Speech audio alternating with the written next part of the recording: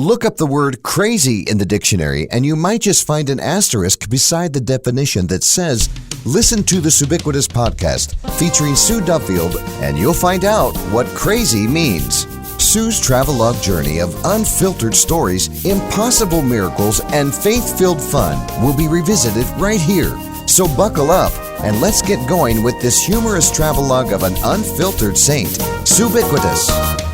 So what do musicians do? They like to talk about music and they love to talk about songs. But Jeff and I are taking kind of a little bit of a hiatus. Is that the word, Jeff? A hiatus from the road. Yeah. Yeah. And so what happens when you take a little bit of time and you're not on the road anymore, at least for, maybe 6 weeks? I start thinking more about music than I do when I'm actually performing. That is the craziest revelation about Sue Duffield. I think more about worship songs. I think more about Frank Sinatra. I think about there's a connection. There's the whole eclectic musical thing. I think about music a whole lot more, and I also think this. Well, you have time to think. Well, there you go. When you're on the road, you're worried about traveling and right. All the things you have to do a service or a concert. But I noticed we need a little bit of a detox time. That must be what this is. I think every worship leader, every artist, every singer needs to take time off from singing. Well, for us, it's a grandpop and grandmom time. And that there's nothing wrong with that. In fact, of course not. That stimulates the brain in a whole different dimension. Mm-hmm. Our bodies are tired, but we love what the grandkids do to our brains and to our hearts. But something happened, Jeff, a few weeks ago. Our pastor was preaching on Sunday morning, and many of you know that we attend and have been attending World Outreach Church here in Murfreesboro for a little bit over 2 years. And we are so excited about this oasis in our backyard. I mean, it is just astounding that God would plant us after 50 years in Rockville, Tennessee, and we're less than 5 miles from World Outreach Church. It just blows my mind. As far as I'm concerned, the closest we have ever lived. I feel like we've always had to drive 9 hours. Next to our church, right? Yeah. Well, and then Pastor Alan Jackson said this one Sunday morning, and we looked at each other and went, did he just say that? He mentioned a name, a Philadelphia name that I hadn't talked about or heard for over almost 60 years. And when he mentioned the name Evelyn Simpson, it just a flood of memories just started to hit me. And I'm thinking, is he talking about the Evelyn Simpson, the singer? And then the more he talked about it, of course, the more we realized it was the Simpson Family singers. And our first introduction to them was probably in 1971 or 72 at the War Memorial Building in Trenton, New Jersey at a youth convention, and they were singing for that. And I remember sitting there going, okay, this is cool. And then you're sitting there going, well, I wonder why they're here for a youth convention, because it's very classically sounding. That's right. Yeah, it wasn't exactly get down. It wasn't get down music, and it surely wasn't contemporary. No. But you know what? They were good. Oh, Evelyn's kids were amazingly gifted. Mm-hmm. But what I'm saying by all of that, immediately we were immersed a few weeks ago into that particular framework of memories. So that brought back memories of the War Memorial at a youth convention. And then it also brought back memories of us doing the Full Gospel Businessmen's Regional Convention in Philadelphia at the Bellevue Stratford, and you and I sang for that. And that was in 73. And we were just, seniors in high school? Yeah. Yeah, it was just, we had just graduated like 3 weeks that's right. before. Yeah. And so, yeah. And so, who was there also was the Simpson family. They were singing on the same stage. We don't know the connections that God puts in our ways, and He orders our steps, but there's some things sometimes that just absolutely astound me how things connect. And one of the things that music does, and you and I have talked about this a lot of times, when music brings back a memory or an event or even people in our lives or places, there's a term for that. And I just looked it up. It's called music-evoked autobiographical memory. So Is there a short word for that? Or? Well, Neil Edlow said it years ago. The reason this culture loves the oldies and loves all these reunion tours, whether it's gospel music or rock and roll, it doesn't matter, is because people buy memories. Yep. And when you and I, as we can continue into our... Well, we fell into a vat of remembrance, as we like 70s. To call it, this morning. Well, that's true. And that's why we're doing this episode, because I said this was too good. We couldn't let it go. What happened, just a little background here, is that yesterday was Sunday. Pastor Allen gave you a copy of Evelyn Simpson's album that they did, 50 years ago. I know, it's got to be the early 70s, I would think. And come to find out, it was recorded here in a studio in Murfreesboro. That's crazy. Yeah. And he's got quite a few copies in his office. I know. I understand. I get that totally. And so through his assistant, we made the connections there yesterday, and he gave you the copy. We bring it home. I hooked up our turntable, which I had to go into the attic to get. Right.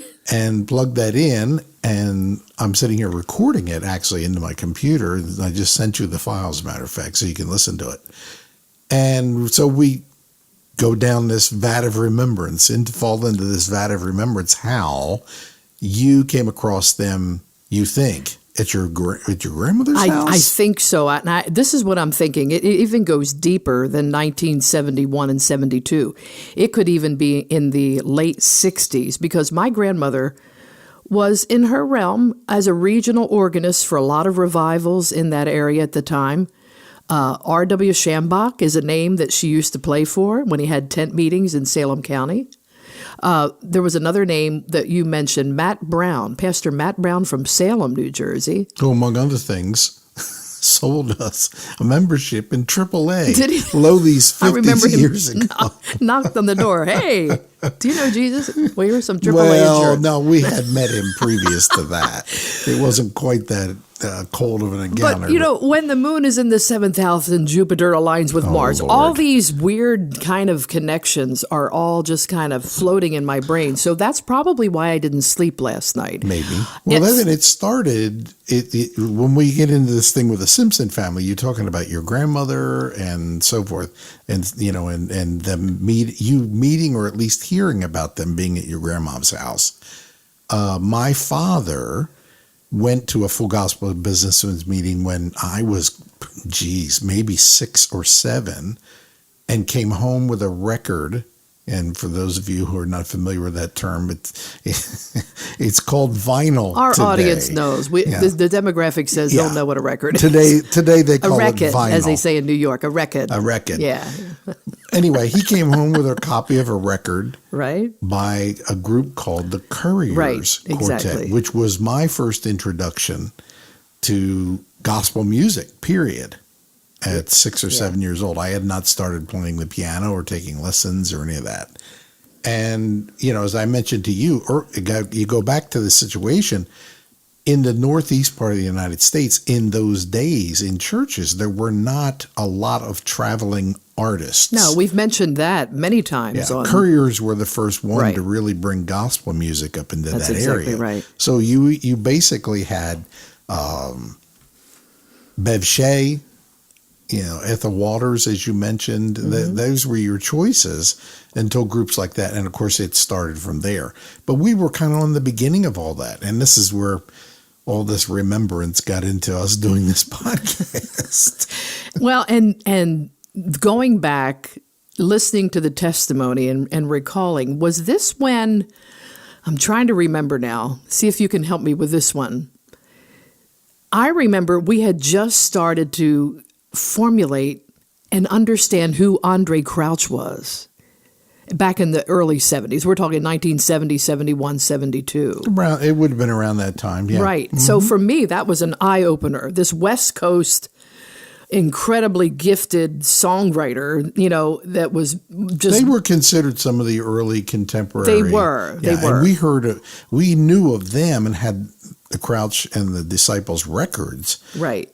Before Chuck Girard and Love Song. Right. Which a lot of people consider them one of the early contemporary Christian music, and they are. But we knew about Andre Crouch and all that long before we heard of Chuck Girard. But the Simpsons did something, they were, I would say, a cultural icon back in the day, because it was not unusual for the Simpsons to sing for not only Christian organizations, but I remember hearing them singing for governors' balls and different kinds of political things back in the day. Evelyn would be invited in many different scenarios back in the day for a lot of missions outreach. And that was really her heart, as we found out. I found that through Kathy. That was really her heart, was in missions.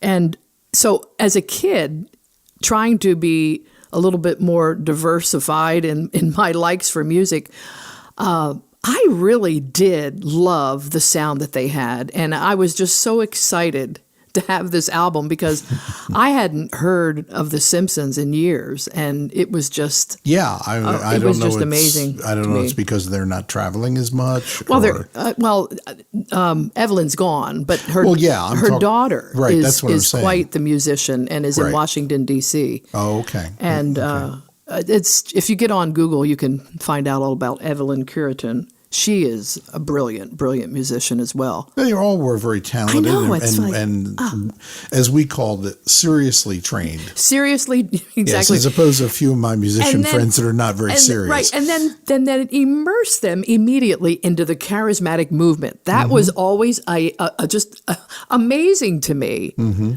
And here we are at the Bellevue Stratford for Full Gospel Businessmen. Which is a hotel in Philadelphia. And they are singing, and I know we got invited as well as they did for the international convention, which would be that following July. In New York City. At the Americana Hotel.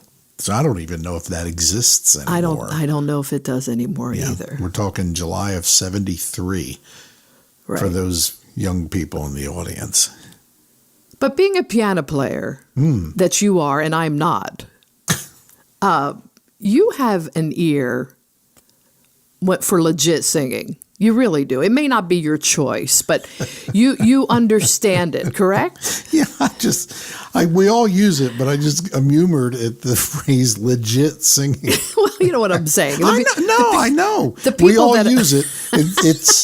It's more classical, that's right, operatic style. I would never call myself a legit singer, but you know what? No, you're not a classically trained singer. I loved it. I just love this. This was just such a treat for me. And then not only that, it evoked, like the title of this podcast will probably be, it brought back such unbelievable memories. And when that happens, it's an involuntary response. It wasn't like I planned it. No, I laid in bed. Yeah, it was quite an emotional response. Right. And 3:30 in the morning, I'm looking up Cosmo DeBartolo from Youngstown, Ohio. That must be what I heard in the middle of the night. And this is a man also who brought us to Ohio as a result of Full Gospel Businessmen.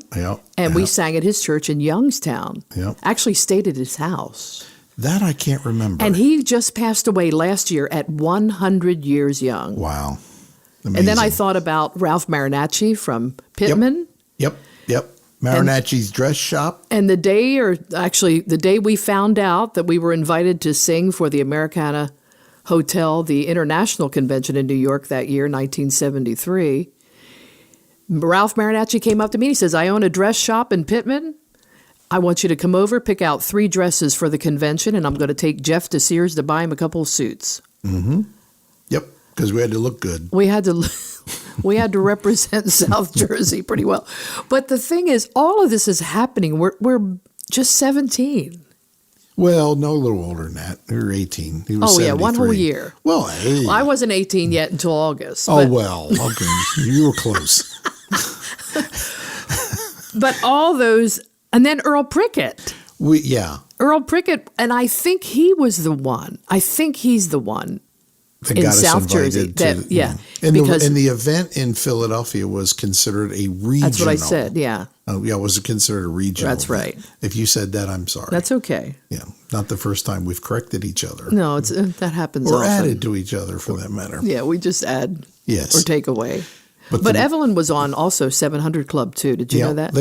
And they also, I remember, and I read it in the bio yesterday online, I remember when the Simpson family did a Christmas special. I was just thinking about that. Now, I hadn't thought about that in forever. And me neither till I read it, but they did a Christmas special. It was on Channel 3. which they were at that time the NBC network affiliate, which is one of the big three, if you will. That was a big deal. Back It is in the a big day. deal. Yeah, and that I remember watching it back in the day, as they say. We are really into the vat of remembrance. we haven't reached bottom, but we're close. Well, we've talked about, too, that Jeff and Sue Duffield are not about the yeses as much as they are about the nos. We had even a couple of other invitations over the years, and we've said kind of no to.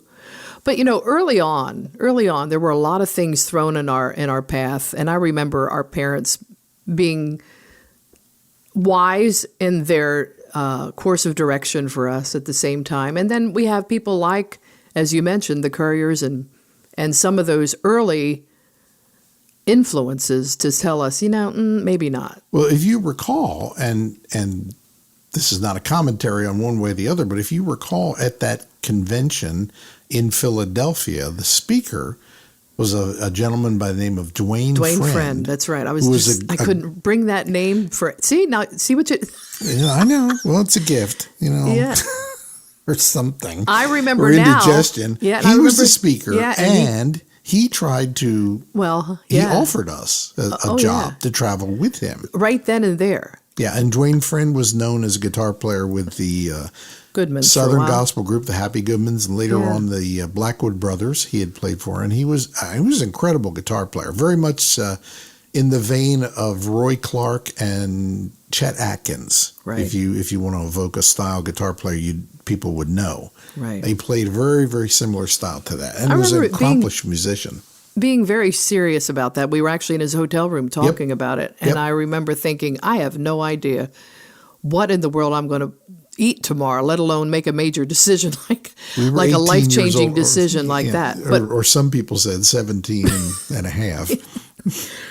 Oh, my word. But, I think about all of those no's. And then there was one yes that happened as a result of being at the Full Gospel Businessmen International Convention in New York. We had recorded an album, and on the album, we put a song called Jesus is the Man for the Hour, written by a fellow by the name of Sammy Hall. Right. Is how it gives validity to the theory of 6 degrees of separation.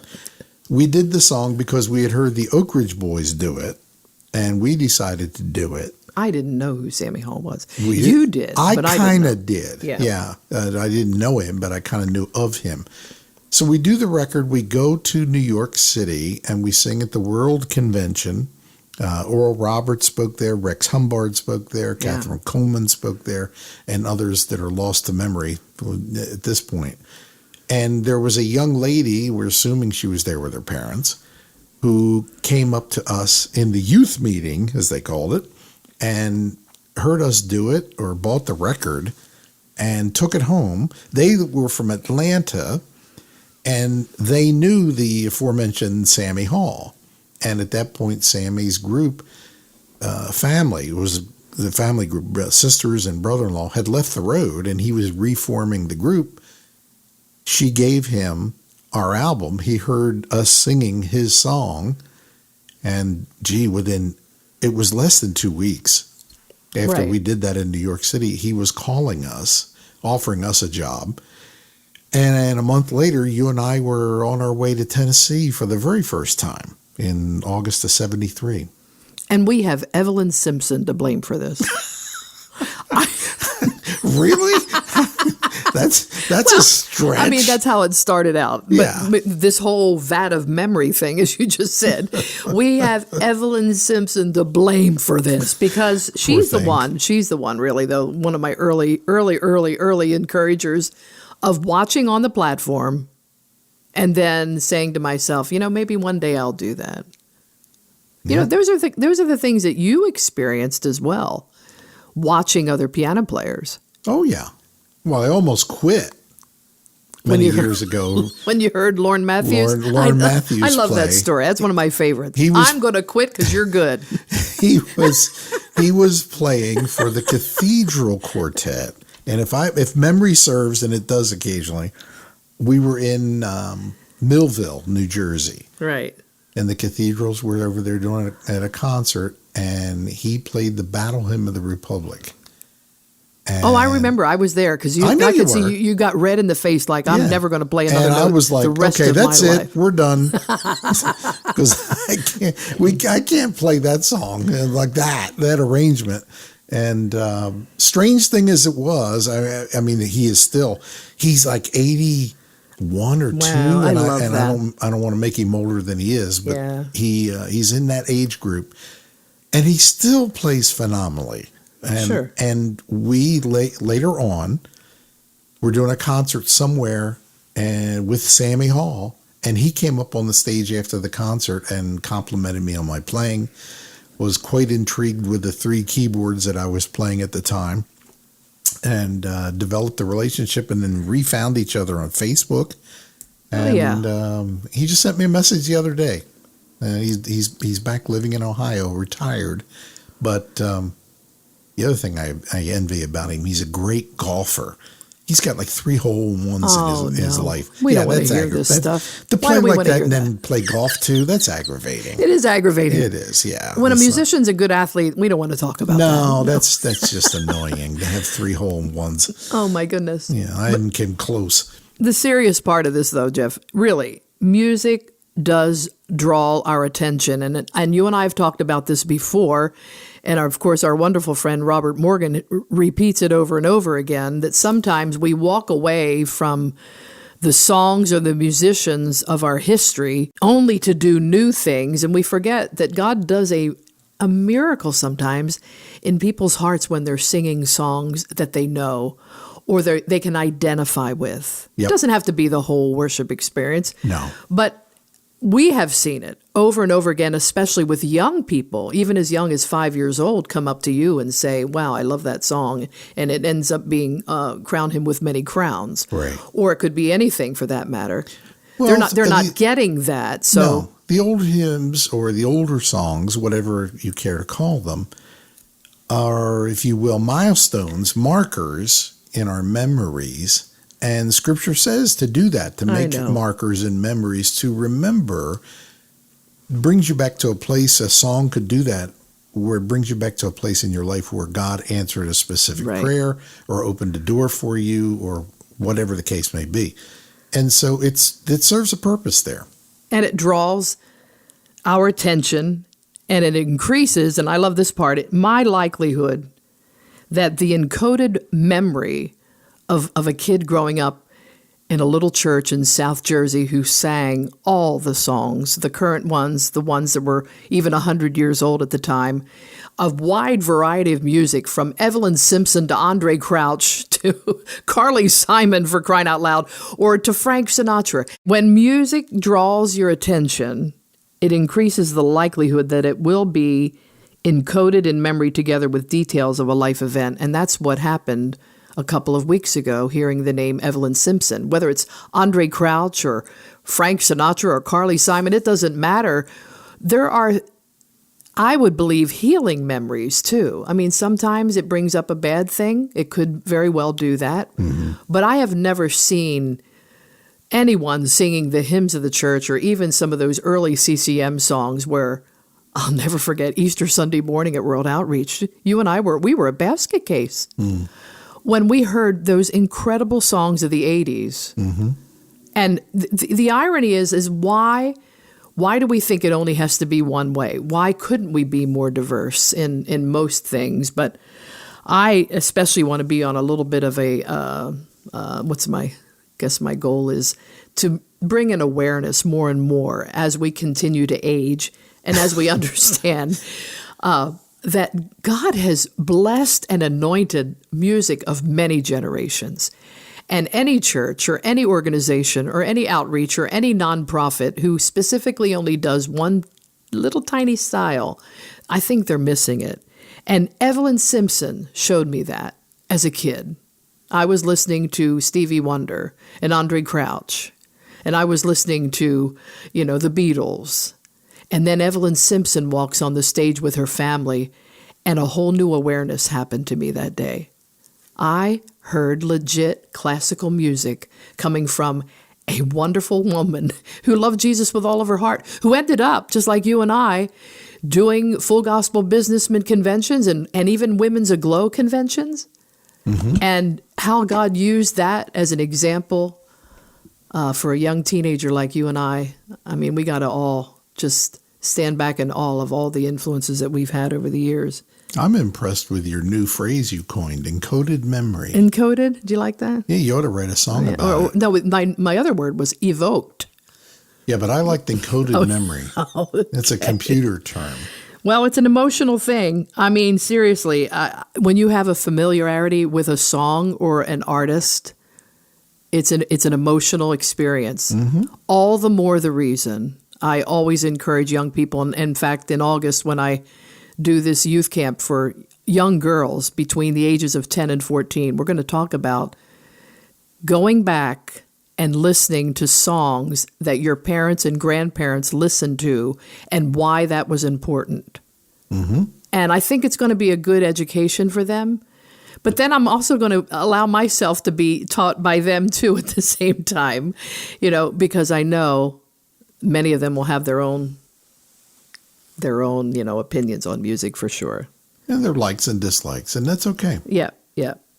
Well, this has been fun. I don't know if it's been fun for our audience, but I have had some fun today. Well, we've uncovered some encoded memories. Encoded. Burned into our memory chip. Yeah, in our brains, in our SSD drives. And that's what I feel the power of worship music especially is to connect us with our Heavenly Father. What good is if it doesn't connect us to Jesus? And so if we're going to sing worship music like Evelyn Simpson did in her Heart of Hearts, and I can just hear her singing in my heart, I know beyond a shadow of a doubt what her relationship with God was. And if we're going to do that, these emotions are so raw sometimes. Oh God, just protect us. Protect our culture, our youth. Protect them when they get emotionally entwined into other areas of music. And you can see where it definitely influences them. So I just pray in Jesus' name. And I don't think it's wrong to pray this way. God, protect their ears, mm-hmm. protect their hearts, protect their minds and their memories. May they form good memories as teenagers around the gospel of Jesus. So yep, that's my heart. Because I know what I was like. I was sitting on that hard theater chair in the War Memorial in 1971, I think it was. In bell-bottom pants. Bell-bottom pants and my hair all done up because my mother made me go to the hairdresser before we went to the convention. Yes, she did. It was all poofed out. Yeah, it was one of those, like, what was I thinking? I don't know. You were a good daughter. You were an obedient daughter. You were not a rebel. Oh, man. You were not a rabble-rouser. No, I wasn't. You were obedient to your mother. I kept the hairspray. Yeah, you had a lot of that. In business. Yep. Oh, man. Those were the days. That's where we found out hairspray was bad for you. Oh, man. Well, thanks, Alan Jackson, for just making this happen. This was such a fun memory for us, and we're just so grateful that God directs our path, and he surely does keep us on the road that we need to be on, and we love Jesus with all of our heart.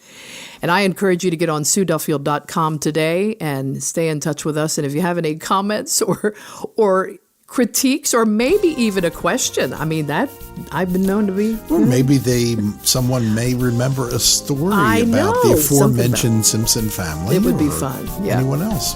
They can actually email me at radiosue@me.com, and we'll see you next time.